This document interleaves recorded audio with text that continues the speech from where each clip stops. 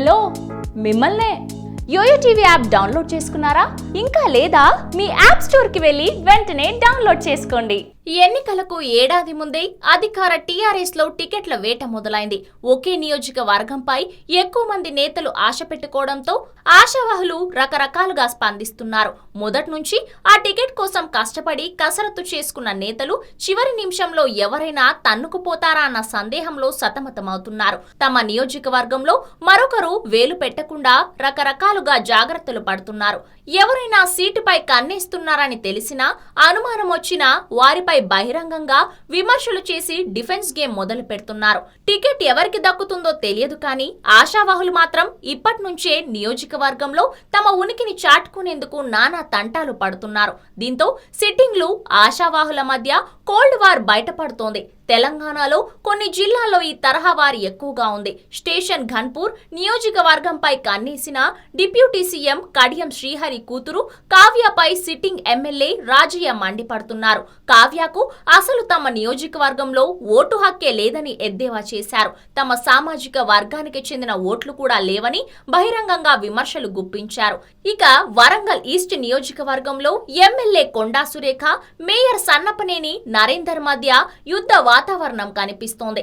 Narender east నియోజకవర్గంలో కార్యక్రమాలు చేపడుతుండడం కొండా సురేఖకు ఇబ్బందిగా మారింది. దాంతో ఇద్దరు రెండు వర్గాలను కొనసాగిస్తున్నారు. మీడియా సమావేశాలు పెట్టి బహిరంగంగా పరస్పరం విమర్శలతో హోరెత్తిస్తున్నారు. మహబూబ్ నగర్ లో సిట్టింగ్ ఎమ్మెల్యే శంకర్ నాయక్, మాజీ ఎమ్మెల్యే కవితల మధ్య పచ్చగడ్డి వేస్తే భగ్గుమంటోంది. కవితపై ఘాటైన విమర్శలు సంధిస్తున్నారు శంకర్ నాయక్. భూపాల్పల్లి నియోజకవర్గంలో మరో గొడవ. స్పీకర్ మధుసూదనాచారి ప్రాతినిధ్యం వహిస్తున్న ఈ నియోజకవర్గం నుంచి తమ కూతురు కొండా సుష్మితను రంగంలోకి దించాలని సురేఖ భావిస్తున్నారు.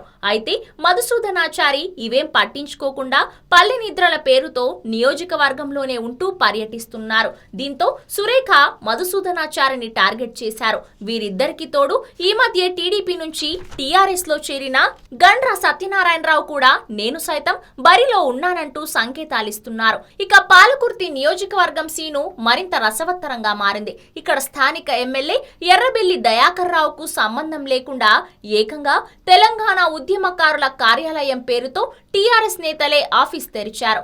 గతంలో ఉమ్మడి వరంగల్ జిల్లా అధ్యక్షుడిగా పనిచేసిన తకెళ్లపల్లి రవీందర్ రావే ఈ కార్యాలయంను ప్రారంభించినట్లు తెలుస్తోంది.